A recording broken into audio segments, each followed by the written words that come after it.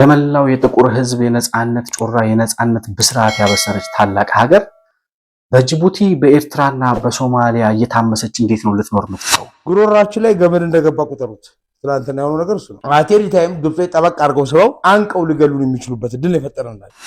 ሌላው የአፍሪካ ቀጠና በጦርነት ሲታመስ፣ ሱዳን ስትፈርስ፣ ሻዕቢያና አልሸባብ አገሩን ቀጠናውን ሲያመሱ የአፍሪካ ህብረት የት ነበር? እንግዲህ ሱፍ ለብሳችሁ ተኮፈሳችሁ ምናምን ስትሄዱ አገሩ ሁሉ የሞላችሁት እናንተ ናችሁ። ስራውን ግን ስትሰሩ አላያችሁ። ግራ ይገባል። ግብፅን እዛ ቦታ ላይ የዶራሌ ወደብ ላይ መጥታ አቆማለሁ ብላ ስታስብ የኢትዮጵያ ደህንነቶች የኢትዮጵያ የውጭ ጉዳይ ሚኒስቴር አካላት ምን ይሰሩ ነበር? አያጅቦ መንግስት አያጅቦ ስላችሁ ነበር ይውላችሁ። ለዚህ እቺ ድንች የምታክል ሀገር ዋጥ አድርገን አላየው ምን በል ስላችሁ ኖር አልሰማ ብሎ ሲዋጋ ኑሮ አሁንም ተገንጠልና ራስህን ቻል ሲባል ኖ ከኢትዮጵያ ጋር ተጣብቄ ነው የምኖረው እንጂ ተገንጥዬም አልገነጠልም እያለ ያለ አሸባሪ ፈልፋል። እንደዚህ ያለ ብቻ እያሉ ሚዲያ ላይ ወሬ ማውራትና እሱን መከተል ዋጋ የለውም። ብሔራዊ ጥቅም እንደዚህ አይከበርም። አንዱን ሀገራት በማተራመስ መኖራቸው የሚታወቅላቸው እንደ ኤርትራ፣ ሶማሊያ እና ጅቡቲን የመሳሰሉ መንደሮች ወይም ደግሞ ስብርባሪ ሀገራት ከተዘጋ ምን ያደርጋል? ኮሪደሩ ምን በር ከሌለው ኮሪደር ምን ያደርጋል? መውጫ መግቢያ በህልውናችን ላይ እየተጫወቱ ያሉ ሰዎች ናቸው። በህልውናችን ላይ እንቅፋት እየሆኑ ያሉ ናቸው። ስለዚህ እኛም በእነሱ የውስጥ ጉዳይ ውስጥ ገብተን የራሳችንን ብሔራዊ ጥቅም ማስከበር መቻል አለብን።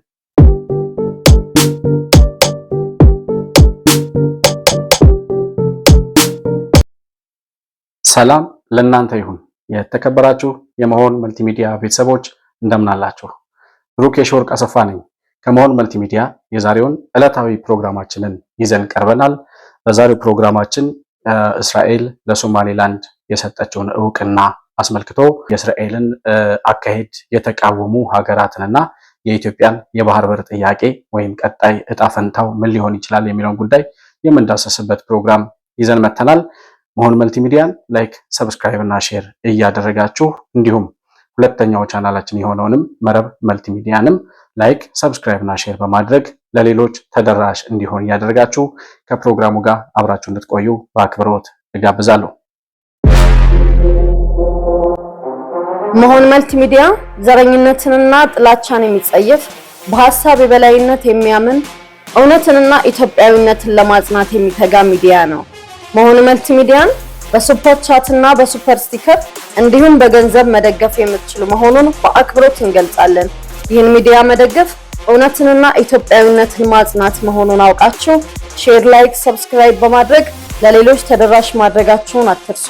መሆን መልቲሚዲያ የአዲሱ ትውልድ ሚዲያ። በቅድሚያ እንግዲህ በዛሬው ዕለት 2026 ዓመተ ምህረት አዲስ ዓመት እየተከበረ ይገኛል። በመላው ዓለም ለምትገኙ ኢትዮጵያውያንና የመሆን መልቲሚዲያ ቤተሰቦች በሙሉ እንኳን ለአዲሱ ዓመት 2026 ዓመተ ምህረት እንኳን በሰላም አደረሳችሁ ማለት ፈልጋለሁ። አዲሱ ዓመት ያሰባችሁት የሚሳካበት የጀመራችሁት የሚያልቅበት ዓመት እንዲሆንላችሁ እንዲሁም መልካም ነገሮች ሁሉ እንዲገጥሟችሁ በመመኘት መልካም አዲስ ዓመት ለመላው የመሆን መልቲሚዲያ ቤተሰቦች ማለት እፈልጋለሁ። እንግዲህ ወደ ዋናው ፕሮግራማችን ስንገባ የሴኩሪቲ ካውንስል ቢሮ እስራኤል ለሶማሌላንድ የሰጠችውን እውቅና አስመልክቶ የተቃውሞ ውሳኔ አሳልፏል። ነገር ግን አሁን ሴኩሪቲ ካውንስል በእስራኤል የእውቅና ሐሳብ ላይ ያሳለፈው የተቃውሞ ሐሳብ ተፈጻሚነት ይኖረዋል ወይ ወይም ደግሞ የእስራኤልን የእውቅና አካሄድ ለሶማሌላንድ የሰጠችውን እውቅና መሻር ወይም ደግሞ ተቀባይነቱን ማሳጣት ይችላል ወይ የሚለውን ጉዳይ ስንመለከት አሉ ለመባል ያክል እስራኤል ላይ እስከዛሬ ያደርጉት እንደነበረው በጋዛ ጉዳይ ላይ ያሁሉ ንጹሃን ሲጨፈጨፍ ያሁሉ ውርጅብኝ በጋዛ ሕዝብ ላይ ሲወርድ እስራኤል ላይ አንድም ማድረግ የቻሉት ነገር አልነበረም። መግለጫ ከማውጣት ያለፈ ሊያመጡ የሚችሉት ነገር የለም ማለት ነው። ኦሬዲ እስራኤል ለሶማሌላንድ እውቅና ሰጥታለች። በቀጣይም የዲፕሎማሲ ግንኙነታችንን እናጠናክራለን እንቀጥላለን ብለዋል። በሁለቱ ሀገራት የሁለትዮሽ ግንኙነት ላይ ሊያመጣ የሚችለው ተጽዕኖ የለም። እስራኤልም በሶማሌላንድ ያላትን ጥቅም ወይም ስትራቴጂካዊ የምትለውን ብሔራዊ ጥቅሟን ለማስከበር የሚከለክላት ነገር አይኖርም። ያንንም ወደፊት በተግባር እያደረገች እንደምትቀጥል ነው ያሉ ሁኔታዎች የሚያሳዩት። እንግዲህ ከዚሁ የእስራኤልና የሴኩሪቲ ካውንስል ጉዳይ እንዳለ ሆኖ የአፍሪካ ህብረትም በጉዳዩ ላይ መግለጫ አውጥቷል። ምን እንደሚባለው በስም ደረጃ ካልሆነ በስተቀር በተግባር ደረጃ የአፍሪካ ህብረት አለ ወይ የሚል ጥያቄ እየጠየቅን ባለንበት ሰዓት አሁን እስራኤል ለሶማሌላንድ የሰጠችውን እውቅና ተቃውሞ ያለው ወይም ደግሞ ሪጀክት አድርጋለሁ ብሎ መግለጫ አውጥቷል። የአፍሪካ ህብረት ጉዳይ እንግዲህ የሶማሌላንድ እውቅና የሶማሊያን አንድነት የሚሸረሽር ስለሆነ የሶማሊያን አንድነትና ሉዓላዊ ግዛት እናከብራለን፣ አንድነቷን እናከብራለን፣ እናስከብራለን ሲል ነው መግለጫ ያወጣው። ሌላው የአፍሪካ ቀጠና በጦርነት ሲታመስ፣ ሱዳን ስትፈርስ፣ ሻዕቢያና አልሸባብ አገሩን ቀጠናውን ሲያመሱ የአፍሪካ ህብረት የት ነበር? የሱዳን ጦርነት ጉዳይ ላይ ያስተላለፈው ጉዳይ አለ ወይም እየሰራ ያለው ስራ አለ? አይመለከተውም። የሱዳን ጉዳይ ቀይ ባህር ላይ አገር እያተራመሱ ያሉት የመንና የኤርትራው ጎረምሳ የኤርትራው ዱርዬ በሽምግልና የዱርዬ ስራ የሚሰራው ኢሳያስ አፈወርቂ የሀውቲ አማጽያንን እና አልሸባብን እያስታጠቁ ቀይ ባህርን ሲያምሱ የአፍሪካ ህብረት አይመለከተውም? የቀጠናው ጉዳይ የሱ አይደለም? የሶማሌላንድ እውቅና ጉዳይ ብቻ ነው አፍሪካ ህብረትን የሚያሳስበው? ይሁንስ ቢባል አፍሪካ ህብረት አሁን የሶማሊያን አንድነትና ግዛት አከብራለሁ የሚለው የትኛው አንድነትና ግዛት ነው? ሶማሌላንድ ከሶማሊያ ጋር አንድ ላይ ሆና ልትቀጥል ትችላለች ወይ? ታሪካዊ ዳራቸው ምን ይመስላል? የሁለቱ ሀገራት ሶማሌላንድ ለብቻዋ ተገንጥላ ወጥታ እንደ ሀገር አክት እያደረገች ለ34 ዓመታት ያክል ቆይታለች። የራሳቸው የመገበያያ ገንዘብ አላቸው። የራሳቸው የሆነ ሉዓላዊ ግዛት አላቸው። ህዝቡም ሉዓላዊነቱን አስከብሮ አንድነቱን ወይም ሶማሌላንድ በሚለው ግዛት ውስጥ ያለው ህዝብ ከሶማሊያ ጋር አንድ ሊያደርጋቸው የሚችል ምንም አይነት እትብት እንደሌላቸውና ኦሬዲ የተቋጨ ጉዳይ መሆኑን ታሪካቸው ያደረጉት የእርስ በርስ ጦርነትም ከዚህ በኋላ ተመልሰው አንድ ሊሆኑ የሚችሉበት ሁኔታ እንደሌለ ያስረዳል። ከዛ ሲቀጥል ሶማሊያ የምትባለው ሀገር እንኳን ሶማሌላንድ መልሳ ከሶማሊያ ጋር ልትዋሃድ ሶማሊያ ራሷ የያዘቻቸው እነ ፑንትላንድን በግዛትነት ወይም የሶማሊያ አካል አድርጎ በማቆየት ረገድ ራሱ ጥያቄ ውስጥ ናቸው ያሉት። ፑንትላንድ እገነጠላለሁ ራሴን እችላለሁ እያሉ ነው ያሉት። አሁን ሳውዝ ዌስት የሚባለው የሶማሊያ ግዛትም እንደዚሁ። ሌሎችም ከሶማሊያ 6 ግዛቶች ውስጥ 4ቱ ግዛቶች በሶማሊያ ቁጥጥር ውስጥ አይደለም ያሉት አሁን። ስለዚህ የያዘቻቸውን ግዛቶች እያጣች ያለች የራሷን ግዛት መቆጣጠር አቅቷት አገር መሆን አቅቷት ጭራሽ አልፋ ደግሞ ከእስራኤል ከግብፅና ከኤርትራ ጋር በጋራ በመሆን የቀጠናውን ሰላም እያመሱ የሚገኙት የሶማሊያ መሪዎች ሶማሌላንድን እንዴት አድርገው ወደ ግዛትነት ሊያጠቃልሉ ይችላሉ? ይሄ እንዳለ ሆኖ ከአፍሪካ ህብረትና ከአውሮፓ ሀገራት በተጨማሪ የእስራኤልን ለሶማሌላንድ የሰጠችውን እውቅና የተቃወሙ ደግሞ የአፍሪካ ቀንድ ሀገራት አሉ። ሀገር ለመባል የማይበቁ እንደ ሀገር መቆም የተሳናቸው ነገር ግን የምስራቅ አፍሪካን የቀንዱን ሀገራት በማተራመስ መኖራቸው የሚታወቅላቸው እንደ ኤርትራ፣ ሶማሊያ እና ጅቡቲን የመሳሰሉ መንደሮች ወይም ደግሞ ስብርባሪ ሀገራት አሉ።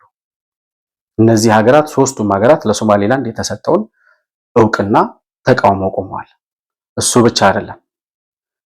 በመጀመሪያ ጅቡቲ የምትባለውን ሀገር ስንመለከት ሀገር ለመባል የሚቸግራት ስባሪ ብርጭቆ የምታክል ሀገር ነች ጅቡቲ። እሷ የሶማሌላንድን እውቅና መቃወሟ እንዳለ ሆኖ ሀገር ናት ወይ? ሲጀመር ጅቡቲ እንደ ሀገር መታየት የምትችል ናት ወይ? ሲጀመር ጅቡቲ መሬቶቿንና የባህር ዳርቻዎቿን እያከራየች የቀረጥና የኪራይ ሰብሳቢነት ሚና እየተጫወተች እንደ ሀገር አክት ለማድረግ የምትሞክር ከአዳማ ወይም ከናዝሬት ያለፈ ስፋትና የህዝብ ቁጥርም የሌላት ነገር ግን አለሁ ለማለት ያክል ከሌሎች የሚወረወርላትን ፍርፋሪ እየተቀበለች እንደ ሀገር ለመቆም የምትሞክር ነገር ግን መቆም የተሳናት ስባሪ ብርጭቆ የምታክል መንደር ነች ጅቡቲ። ከሰሞኑ እያደረገች ያለችው ነገር ደግሞ በቀጥታ የኢትዮጵያ የአደጋ ስጋት የህልውና ስጋት መሆኗንና በኢትዮጵያ ላይ አደጋ ሊያመጣ የሚችል ተግባር ላይ ተሰማርታ እየተመለከትናት ነው። ከሰሞኑ የግብፁ ፕሬዚዳንት አብደልፈታህ አልሲሲ የሚባለው የአምባገነኖች ቁራጭ ኢትዮጵያ በቀይ ባህር ቀጠና ላይ ለመውጣት የምታደርገውን እንቅስቃሴ ለመቃወምና ለመገዳደር ፈልጎ በአሰብና በጅቡቲ ላይ እያደረገ ያለው ህገወጥ እንቅስቃሴ አለ። ከዛ እንቅስቃሴ ጋር ጅቡቲ የምትባለው ስባሪ የምታክለው ሀገር ግብፅ ገብታ የተለያዩ የወደብ ልማትና የተለያየ ኢንፍራስትራክቸር ለመገንባት ውል ተፈራርመዋል። ይሄ ውል የዶራሌ ወደብ ላይ የሚደረግ የልማት እቅድን፣ የተርሚናል ልማትን፣ የተርሚናል ቁጥጥርን እንዲሁም ደግሞ የሶላር ፓኔል ዝርጋታን የተመለከተ የትብብር ድጋፍ ነው የተፈራረሙት። ዶራሌ ማለት የኢትዮጵያ ንብረት የሚገባበትና የሚወጣበት ብቸኛ ወደብ ነው። ልክ እንደ ኢትዮጵያ ጉሮሮ የሚቆጠር የምናስገባውና የምናወጣው በሙሉ በዶራሌ ወደብ ላይ የተንተራሰ ወይም ደግሞ በዛ ላይ የተቀመጠ ነው። እዚህ ወደብ ላይ ግብፅን አምጥቶ ማቆም ማለት በኢትዮጵያ ሕልውና ላይ አደጋ መሆን ማለት ነው። ግብፅና ጅቡቲ ይህንን ውሳኔ ሲወስኑ ኢትዮጵያ የምታስገባቸው ወይም የምታስወጣቸው ማንኛውም ማቴሪያል የጦር መሳሪያን ጨምሮ ምንም አይነት ዕቃ ምንም አይነት ማቴሪያል ስታስገባና ስታስወጣ ያንን ተርሚናል የሚቆጣጠረው የግብፅ የሚሊተሪ ፓወር ነው ማለት ነው። ኢትዮጵያ የምታስገባቸውን የጦር መሳሪያዎች የምታስገባቸውን የኢንተለጀንስ መሳሪያዎች ማንኛውንም አይነት የንግድ እንቅስቃሴዋን እየተቆጣጠረና እየመዘነ እየለካ የሚያሳልፈው የግብፅ ሚሊተሪ ፓወር ነው ወይም ተቋም ነው። እዛ ቦታ ላይ ያንን ቁጥጥር እንዲያደርግ የተፈቀደለት ይሄንን ስምምነት የተፈራረመው ማለት ነው። የዶራሌ ወደብ ላይ መታ ያንን ስምምነት ስትፈራረም የኢትዮጵያ ኢንተለጀንስ የደህንነት አካላት፣ የመከላከያ ደህንነት አካላት እንዲሁም ደግሞ የውጭ ጉዳይ ሚኒስትር የስራ ኃላፊዎች እነ ዶክተር ጌዲዮን ጢሞቴዎስ ምንድን ነበር የሚሰሩት? እንዴት ነው ይሄ ስምምነት እስከሚፈረም ድረስ ምንም አይነት መረጃ ያልደረሳቸው? ጅቡቲ መጥታ ጉሮሯችን ላይ ግብፅን ስታቆም እንዴት ነው ዝም ብላችሁ ልትመለከቷት የቻላችሁት? አሁን ይሄ ተግባራዊ ይሆናል ወይ ይፈጸማል አይፈጸምም ሌላ ጥያቄ ሆኖ፣ ነገር ግን እንዴት ተዳፍራ ጅቡቲ ግብፅን እዛ ቦታ ላይ የዶራሌ ወደብ ላይ መጥታ አቆማለሁ ብላ ስታስብ የኢትዮጵያ ደህንነቶች የኢትዮጵያ የውጭ ጉዳይ ሚኒስቴር አካላት ምን ይሰሩ ነበር? ይሄ ጥያቄ የመንግስት አካላት ሊመልሱት የሚገባው ጥያቄ ነው። የሶላር ፓወር ስምምነቱ ኢትዮጵያ ለጅቡቲ መብራት ታቀርባለች ወይም መብራት ትሰጣታለች። ስለዚህ ግብፅ ገብታ አሁን ኢትዮጵያ ለጅቡቲ የምታቀርበውን መብራት በሶላር ፓወር ለመተካት ያንን ድጋፍ እያደረገችላት ነው። የሶላር ፓኔሎች እየተዘረጉ ነው በመላው ጅቡቲ። ኦኬ፣ እሱም ይሁን ሃይድሮ ፓወርም ከግብፅ ጀምራ እስከ ጅቡቲ ድረስ ትዘርጋላት ከቻለች ችግር የለውም እሱ። ነገር ግን የኢትዮጵያ ወደብ ላይ ኢትዮጵያ በምትጠቀምበት ወደብ ላይ እንደዚህ አይነት የጠላት ስምምነት ሲፈረም ጉሮሯችን ላይ ግብፅ መታ ስትቆም የኢትዮጵያ የደህንነት ሹሞች የት ነበሩ? የውጭ ጉዳይ ሚኒስቴር ሰዎች ምን ይሰሩ ነበር? የኢትዮጵያ ጂኦፖለቲክስን ጉዳይ ቀድሞ መረዳት የሚችል አንድ ሰው በኢትዮጵያ ምድር ላይ እኔ የማውቀው ስዩም ተሾመ የተባለው ጀግና ነው። እንደ ስዩም ተሾመ የኢትዮጵያ ጂኦፖለቲክስ የገባው ወይም የአፍሪካ ቀንድ በአጠቃላይ የዓለም ጂኦፖለቲክስ ሁኔታ በተለይም እንግዲህ ሱፍ ለብሳችሁ ተኮፈሳችሁ ምናምን ስትሄዱ አገሩ ሁሉ የሞላችሁት እናንተ ናችሁ። ስራውን ግን ስትሰሩ አላያችሁ። ግራ ይገባኛል። ማን ነው ሱፍ ለብሰው ተኮፈሰው የሚሉት? አታበሳጩ። እነ ሙስጠፌም አሁን በቃ ስራውን ትተዋሉ። ኮሪደር ለማሳይ ነው በቃ ሁሉ ነገር። ጉሮሮ ከተዘጋ ምን ያደርጋል? ኮሪደሩ ምን በር ከሌለው ኮሪደር ምን ያደርጋል? መውጫ መግቢያ ከሌለ አብይ እንደዚህ ያለ ብቻ እያሉ ሚዲያ ላይ ወሬ ማውራትና እሱን መከተል ዋጋ የለውም። ብሔራዊ ጥቅም እንደዚህ አይከበርም። አንድ ሰው ላይ ተሸክሞ አንድ ሰው ላይ ተንጠልጥሎ ሩጫ አይሆንም። ዑመር ግሌ አንተ ኢትዮጵያ ላይ ፓራሳይት ሆነ እንድትኖር የተፈረደብህ ትንሽዬ ሀገር ነው። ወይ ተዋሃድ ወይ ሙት በላ ነገሩ በግልጽ። ጅቡቲ በዚህ መንገድ እያደረገ ያለው ነገር ለመቀልበስ ወጥ የሆነ አቅጣጫ ያስፈልጋል። በግልጽ የተቀመጠ ጠንከር ያለ እርምጃ የቀይ ባህርና የአፍሪካ ቀንድ ሀገራትን የጂኦፖለቲክስ ሁኔታ ቀድሞ ተንብዮ ተንትኖ ነገሮችን መረዳት የሚችል ሰው ያየሁት ስዩም ተሾመን ብቻ ነው። እኔ ምን አለበት አሁን ስዩም ተሾመን የጂኦፖለቲክስ የጠቅላይ ሚኒስትሩ የጂኦፖለቲክስ አማካሪ ወይም የውጭ ጉዳይ ሚኒስትር የጂኦፖለቲክስ አማካሪ አድርጋችሁ ብትሾሙልን ምን አለበት? እንደ ሀገር መቆጠር የማይችሉ የሀገርነት ስብዕና የሌላቸው መንደር የሚያክሉ ሀገሮች ከኢትዮጵያ አንጻር ሲታዩ የኢትዮጵያን የህልውና አደጋ እየሆኑ ሁልጊዜ እንቅፋት እየሆኑ የሚቀጥሉት እስከ መቼ ነው? የ130 ሚሊዮን ህዝብ ሀገር የሆነችውን ሀገር ለመላው የጥቁር ህዝብ የነጻነት ጮራ የነጻነት ብስራት ያበሰረች ታላቅ ሀገር በጅቡቲ በኤርትራና በሶማሊያ እየታመሰች እንዴት ነው ልትኖር የምትችለው? የኢትዮጵያ የደህንነትና የሚመለከታቸው አካላት በዚህ ጉዳይ ላይ አፋጣኝ ምላሽ ይሰጣሉ ተብሎ ይታሰባል። ማለት እንጠብቃለን።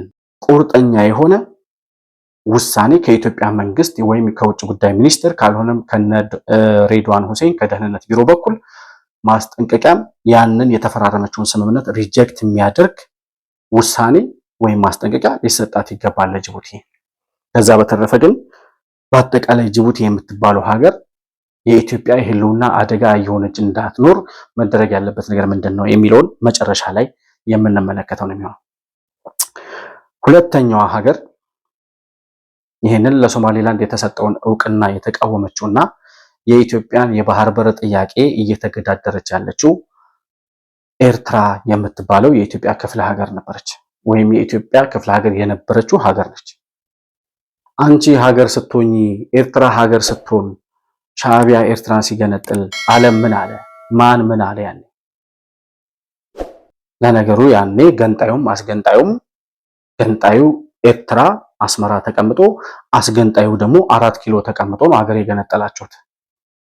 አትሊስት ግን አሁን ሶማሌዎች ራሳቸው ሶማሌላንድን ለመመለስ እያደረጉ ያሉት እየታገሉ ያሉት ጥረት ይሆናል አይሆንም የሚለው ነገር እንዳለ ሆኖ ቢያንስ ሶማሌዎች ባንዳዎች እንዳልሆኑና ከ34 ዓመት በላይ እንደ ሀገር አክት እያደረገች የኖረችውን ሶማሌላንድን እንኳን ለመመለስ ጥረት እያደረጉ ስናይ ቢያንስ ባንዳዎች አይደሉም የሚለውን ነገር እንረዳለን። ሻዕቢያና ወያኔ ግን የራሳቸውን ሀገር ገንጥለው ያኛው ሀገሩን ገንጥሎ ሲወጣ ይሄኛው እዚህ ተቀምጦ ሀገሬን ገንጥያለሁና እውቅና ሰጡልኝ ብሎ ለዓለም እውቅና የጠየቀ ነው ወያኔ የሚባለው የኢትዮጵያ ቅኝ ገዢ ማለት ነው። ስለዚህ ያኔ ገንጣዩም አስገንጣዩም ራሳቸው ወያኔና ሻዕቢያ ስለነበሩ ራሱ ገንጥሎ የሀገርነት እውቅና ስለሰጣት ወያኔ ለኤርትራ ዓለምም ያንን ተከትሎ ኢትዮጵያን የባህር በር ለማሳጣት ከነበረው የዓለም አጀንዳ ያንን ተመርኩዘው ለኤርትራ እውቅና ሰጥተዋል። 34 ዓመት 35 ዓመት ሙሉ ሲኖር ኢሳያስ አፈወርቂ እንደ ሀገር አይደለም እንደ አንድ ክፍለ ሀገር አስተዳዳሪ እንኳን አክት ማድረግ አልቻለም። ዛሬም አለሁ ማለት የሚፈልገው ኢትዮጵያን በመጉዳት ኢትዮጵያን በማተራመስ የምስራቅ አፍሪካ ቀጠናን በሽብር በማተራመስና ለማፍረስ በሚያደርገው ትግል ነው እንዳለ የሚታወቀው። ሶስተኛው ሀገር ሶማሌ የሚባለው ሀገር ነው። ሶማሌ የምትባለው ወይም ታላቋን ሶማሌ እንፈጥራለን የሚሉት የሶማሌ መሪዎች ራሳቸው የያዙትን አሁን በሶማሊያ ሀገርነት የሚታወቁት እነ ፑንትላንድን እነ ሳውዝ ዌስት የሚባሉትን ግዛቶች እነዚያን ግዛቶች ከእጃቸው እየወጣ በየቀኑ እየፈረሰች ያለችውን ሀገር እንደ ሀገር ማቆም አቅቷቸው አሁን ደግሞ ጭራሽ ከእጃቸው ለ34 ዓመት ሙሉ ወጥታ ራሷን እንደ ሀገር እያኖረች እንደ ሀገር አክት እያደረገች ያለችውን ዲሞክራሲያዊ ምርጫ የምታካሂደውን ሶማሌላንድን ሀገርነት እውቅና አንሰጥም፣ ምክንያቱም የሶማሌ ግዛት ናት ይላሉ። መጀመሪያ ግዛትህን አስተዳደር እስኪ። ሶማሊያ የምትባለው ሀገር እስከዛሬ ሀገር ነኝ ብላ እንድትኖር ያደረገቻት እኮ ኢትዮጵያ ነች። የኢትዮጵያ መከላከያ ሰራዊት የኢትዮጵያ ሰላም አስከባሪ ጦር ከሶማሌ ቢወጣ ማን ነው የምትሉት? ሼክ ምናምን የሚባለው የሶማሊያው መሪ እስከዛሬ ድረስ በህይወት አይኖርም ነበር። አልሸባብ የሚባለው አሸባሪ ገብቶ ሞቃዲሾ ገብቶ በጣጥሶ ይበላው ነበር እስከዛሬ ድረስ። ምዕራባውያን በላቸው አሜሪካ በላቸው አልሸባብ ጋር ሶማሊያ ገብተው ተዋግተው ተሸንፈው ተባረው ሂደዋል። የኢትዮጵያ ጦር ነው አልሸባብን ልክ ያስገባውና እነ የሶማሊያ መሪዎች እስከዛሬ በህልውና መኖር የቻሉት በኢትዮጵያ ሰላም አስከባሪ ጦር አማካኝነት ነው። አንደኛ ኢትዮጵያ እያኖረችህ ስልጣንህን እንድታስቀጥል እያደረገ ያለው የኢትዮጵያ መከላከያ ሰራዊት ሆኖ እያለ፣ በሁለተኛ ደረጃ የያዝካቸው ግዛቶች በየቀኑ እየፈራረሱ እየጠፉ ከእጅህ የወጣችውን ሶማሌላንድን መልሶ አንድ አደርጋለሁ ብሎ ማሰብ ይሄ ከቅዠት ያልተናነሰ ነው። ሲቀጥል ሶማሊያም ኤርትራም ጅቡቲም ይህንን የሀገርነት እውቅና የተቃወሙት ኢትዮጵያ በኤደን ባህረ ሰላጤ በኩል እንዳትወጣ ካላቸው ፍላጎትና ካላቸው ከንቱ ምኞት የተነሳ ነው። እኔ አሁን በጣም የሚገርመኝ ነገር አንዳንዴ በትልልቅ ሀገሮች ስትፈተንም ጥሩ ነው ማለት ዙሪያችንን ተመልከቱ፣ ሶማሊያን ተመልከቱ፣ ኤርትራን ተመልከቱ፣ ጅቡቲንም ተመልከቱ። አንዳቸውም እንደ ሀገርነት አክት ማድረግ የሚችሉ ሀገሮች አይደሉም። ከኢትዮጵያ አንጻር አንድ ክፍለ ሀገር ተብለው ሊጠሩ የሚችሉ ማንነት የላቸውም። ነገር ግን እነዚህ ስብርባሪ ሀገራት፣ ስብርባሪ ብርጭቆ የሚያክሉ ሀገራት ዛሬም የኢትዮጵያ ጉሮሮ ላይ እየቆሙ የኢትዮጵያ ህልውና ላይ እየቆሙ የህልውና አደጋ ለመሆን የሚሞክሩ ሀገራት ናቸው። ስባሪ ብርጭቆ ናቸው ምለው በምክንያት ነው። የተሰበረ ብርጭቆ ልታነሳው ልትራመድ ስትሞክር ይወጋሃል፣ እግርህን ይቆርጣል። ልታነሳው ብትሞክርም እጅህን ብትዘረጋም እጅህን ይቆርጣል። የተሰበረ ነው ኦሬዲ። ልክ እንደዛ ለሰላም ስትጠጋቸውም ይወጉሃል ስለሚፈሩ ሊጨቁነን መጣ ወይም ሊወስድብን መጣ ምናምን ስለሚሉ እንደ ኢሳያስ አፈወርቂ ዘርፈው የወሰዱት ወደብ ካለ ለሰላም ስትቀርባቸውም ሊወረን መጣ ብለው ይሰጋሉ። ስለዚህ የሰላም እጅህን ስትዘረጋም እጅህን ይቆርጡታል። ሰባሪ ብርጭቆ ናቸው ምለው ለዚህ ነው።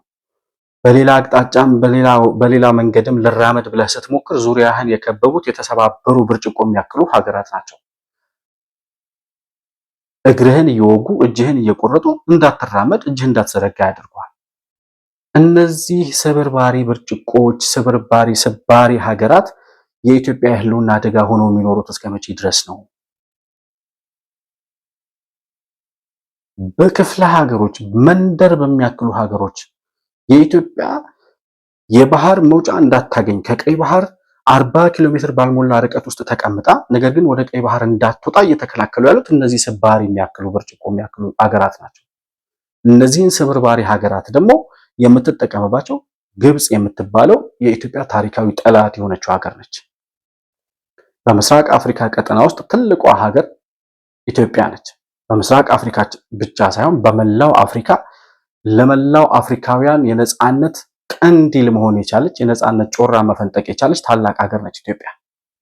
ይቺ ሀገር በቀይ ባህር ቀጠና ላይ ብቅ ካለች ልዕለ ኃያልነቷ እየገዘፈና እየሰፋ ስለሚመጣ ትውጠናለች ብለው ይፈራሉ። እኔ ስዩም ተሾመ አንድ የሚለው ነገር አለ። በተለይ ጅቡቲ የምትባለውን ሀገር ዋጥ አድርገን አላየንም እንበል ብሎ ሲናገር ብዙ ጊዜ ሰምቼዋለሁ። አያጅቦ መንግስት አያጅቦ ስላችሁ የነበረው ይውላችሁ ለዚህ እቺ ድንች የምታክል ሀገር ዋጥ አድርገን አላየው እንበል ስላችሁ ኖሬ አልሰማ ብላችሁ ስትንቀረፈፉ ይሄው ጉሮራችን ላይ ገመድ አስገባችሁ። ከነ መጨረሻው ጉሮራችን ላይ ገመድ እንደገባ ቁጠሩት። ትላንትና የሆነው ነገር እሱ ነው። አቴሪ ታይም ግብጾች ጠበቅ አድርገው ስበው አንቀው ሊገሉን የሚችሉበት እድል የፈጠረላቸው በምትኩ የኢትዮጵያ መግቢያ መውጫ የሆነውን ፖርት ተርሚናሉ ሙሉን ጭምር ግብጾች እንዲሰሩት እነሱ ማኔጅ እንዲያደርጉት ፈቀደችላቸው። ስለዚህ በእጃዙር የግብጽ ቁጥጥር ስር ወድቀናል ማለት ነው። ያ አንተ ዛጋ ያለው ሚጥጥዬም ሆነ ምንም አይነት አገር ሁሉ የዛን ሪጂናል ፓወር ጥቅም የሚጻረር ስራ መስራት የለብህም ነው ያልኩት። የሚገርም ይሄን የምታረግ ከሆነ ገፍተህ የምትሄድበት ከሆነ በመከራ ነው የምትማረው። ያ ከጎን ያለ ሀያል ሀገር ያፈርሳል። ስዩሜ እድሜን ያርዝመው። እንደ ስዩም ተሾመ አይነት የኢትዮጵያ ጂኦፖለቲክስ የምስራቅ አፍሪካ ጂኦፖለቲክስ የገባው አንድ ሁለት ሰው ቢኖር ጅቡቲም ሶማሊያም ሆነች ኤርትራ እንደዚህ አይጫወቱም ነበር በኢትዮጵያ ላይ። ስለዚህ አሁን መሆን ያለበት ጉዳይ ምንድነው የሚለው ጉዳይ ላይ ስንመጣ ግብጽና ጅቡቲ የተፈራረሙት ጉዳይ ሲጀመር ተግባራዊ የሚሆን አይደለም። በኢትዮጵያ ጉሮሮ ላይ ቆመህ ኢትዮጵያ ዝም ብላ ታየኛለች ብለህ የምታስብ ከሆነ አንተ ደንቆሮ ነህ ወይም ደንቁረሃል ወይም ደግሞ በህይወት የሌለህ ግዑዝ ነህ ማለት ነው። ማረም ሲበዛ ይመራል። ኢትዮጵያ ትዕግስቷ ያልቃል።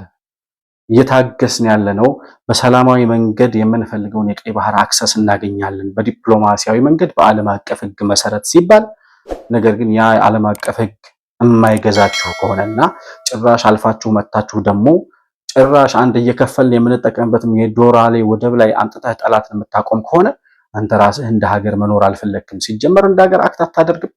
ሲቀጥል ኦማር ጊሌ የሚባለው የሽብርተኞች ፈልፋይ ወይም ደግሞ በኪራይ ሰብሳቢነት የሚኖረው ሰው ራሱ ከዙፋኑ ላይ መገልበጥ ፈልገዋል ማለት ነው። ስለዚህ ጅቡቲ ይህንን የጀመረችውን ከግብጽ ጋር የምታደርገውን ትብብር ምንም አይነት ፊርማ ይሁን ምንም ወላ ሶላር ፓኔል ወላ ምናምን የተርሚናል ግንባታ ምናምን የሚባል ነገር የለም። የኢትዮጵያ ወደብ ላይ ኢትዮጵያ በምትጠቀምበት ወደብ ላይ ግብጽ የምትባል ሀገር ድርሽ ማለት የለባትም። ይሄን አላደርግም ይሄን አላቆምም የምትል ከሆነ ጅቡቲ የኢትዮጵያ መከላከያ ሰራዊት የኢትዮጵያ የደህንነት ሹማምንት ለዚህ ጉዳይ አፋጣኝ የሆነ ተመጣጣኝ የሆነ ምላሽ መስጠት አለባቸው። ከጠላት ጋር በመተባበሯ ብቻ ጅቡቲ ላይ የሚወሰድ እርምጃና ማስጠንቀቂያ መኖር አለበት ብዬ አስባለሁ። ኢሳያስ አፈወርቂ ስለሚባለው አሸባሪ ወይም ኤርትራ ስለምትባለው ሀገር ደግሞ ኢሳያስ አፈወርቂ ኤርትራን ይዘህ እንደ ሀገር ኑር ተብሎ እውቅና የተሰጠው በመጀመሪያ ከኢትዮጵያ ነው። መጀመሪያ ልገንጠል ከኢትዮጵያ ኢትዮጵያ ቅኝ ገዢ ናት ብሎ ሲዋጋ ኖረ ለ30 ለ40 ዓመት። ከዚያ በኋላ ነፃነቱን አውጆ በወያኔ አማካኝነት የኢትዮጵያን የባህር በርም ይዞ ተገነጠለ። ተገንጥሎም ግን ከኢትዮጵያ ላይ መላቀቅ ያልቻለ ልገንጠል ብሎ ሲዋጋ ኑሮ አሁንም ተገንጠልና ራስህን ቻል ሲባል ኖ ከኢትዮጵያ ጋር ተጣብቄ ነው የምኖረው እንጂ ተገንጥዬም አልገነጠልም እያለ ያለ አሸባሪ ፈልፋ ያለ ሀገር ሁን ተብሎ መኖር ካልቻለ ልገንጠል ብሎ እሺ ተገንጠል ብለን ልከነው አሁንም ኢትዮጵያ ላይ ተጣብቄ ነው እንደተገነጠልኩ አክት ማድረግ የምፈልገው ኢትዮጵያ ስትፈርስ ኢትዮጵያ ስትዳከም ነው የኔ ሀገርነት የሚኖረው ወይም ህልውና የሚኖረው ብሎ የሚያስብ ስለሆነ አትገነጠልም አይደል? ከኢትዮጵያ ላይ አትላቀቅም አይደል? እንደ መዥገር ተጣብቀህ ኢትዮጵያን እየዘረፍክ ኢትዮጵያን እያተራመስክ መኖር ነው የምትፈልገው አይደል? ስለዚህ ኢትዮጵያ ደግሞ ከዚህ በላይ አንተን የምትታገስበት እድል የለም። ያንን ኢሳያስ የሚባል ሻዕቢያ የሚባል መዥገር ከኤርትራ ላይ ነቅሎ ኢትዮጵያንም ኤርትራንም ሰላም ማድረግ የሚያስፈልግበት ወሳኝ ወቅት ላይ እንገኛለን። ይሄ ደግሞ የአሰብ ወደባችንን የቀይ ባህር አክሰሳችንን ምጽዋን ጨምሮ የሚያረጋግጥና የቀጣዩን የኤርትራን እጣ ፈንታ በኢትዮጵያ ውሳኔ ላይ የተንጠለጠለ እንዲሆን ያደርገዋል ማለት ነው። ሶማሊያ የምትባለው ሀገር እንደነገርኳችሁ ነው። ሶማሊያ የኢትዮጵያ መከላከያ ሰራዊት ባይኖር ኖሮ እንደ ሀገር እስከዛሬ አክት ማድረግ አትችልም። ካስፈለገ የኢትዮጵያ መከላከያ ሰራዊትን የኢትዮጵያ ሰላም አስከባሪ ጦርን አይተህ እንዳላየህ ቀስ ብለህ አልሸባብን አሳልፍልኝ ብሎ መልእክት መንገር በቃ አለቀ። ስለዚህ ሶማሊያ የኢትዮጵያ እንቅፋት መሆኗን ካላቆመች የኢትዮጵያ መከላከያ ሰራዊት ቀስ አድርጎ ሹልክ አድርጎ ሶማሊያ አልሸባብን ወደ ሞቃዲሾ እንዲያስገባ ማድረግ። በህልውናችን ላይ እየተጫወቱ ያሉ ሰዎች ናቸው። በህልውናችን ላይ እንቅፋት እየሆኑ ያሉ ናቸው። ስለዚህ እኛም በእነሱ የውስጥ ጉዳይ ውስጥ ገብተን የራሳችንን ብሔራዊ ጥቅም ማስከበር መቻል አለብን።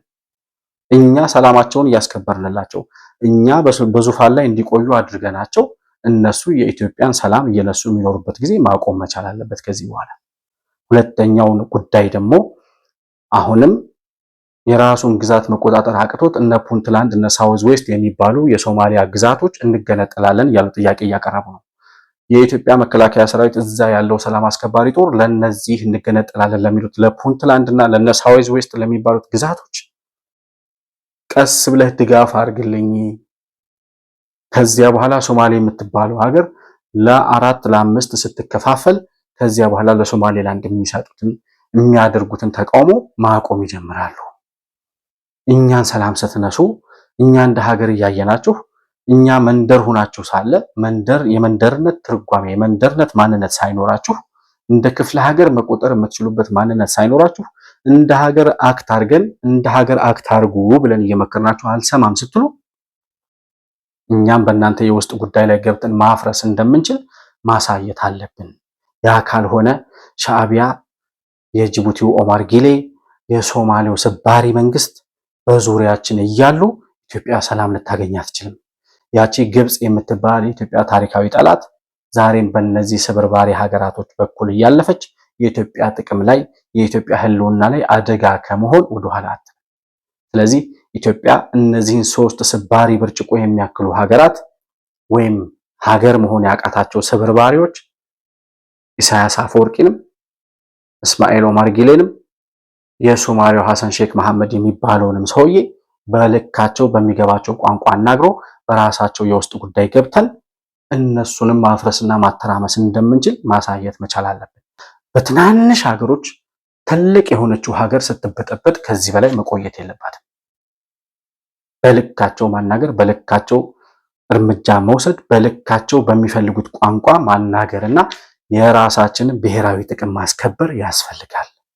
የኢትዮጵያ የባህር በር ባለቤትነት በሶማሌላንድ በኩል ብቻ ሳይሆን በጅቡቲም፣ በሶማሊያም፣ በኤርትራ በአሰብ ወደብ በኩልም 3-4 ወደቦች የኢትዮጵያ ንብረት የሚሆኑበት ጊዜ እጅግ በጣም ቅርብ መሆኑንና ቀይ ባህር ላይ ወጥተን የምንታይበት የኢትዮጵያ ባህር ኃይል የቀይ ባህር ወደባችን ላይ ወጥቶ የሚታይበትና የቀጠናውን ሰላም የሚያስከብርበት ሰበርባሪ ሀገሮችን በልካቸው ቋንቋ የሚያናግርበት ጊዜ እጅግ በጣም ቅርብ ነው። በቅርብ ጊዜ በተለይ የአሰብ ወደብ ወደ ኢትዮጵያ ወደ ባለቤቱ ተመልሶ የምናይበት ጊዜ ቅርብ ነው። ያኔ የምንነጋገረውን እንነጋገራለን ማለት ፈልጋለሁ።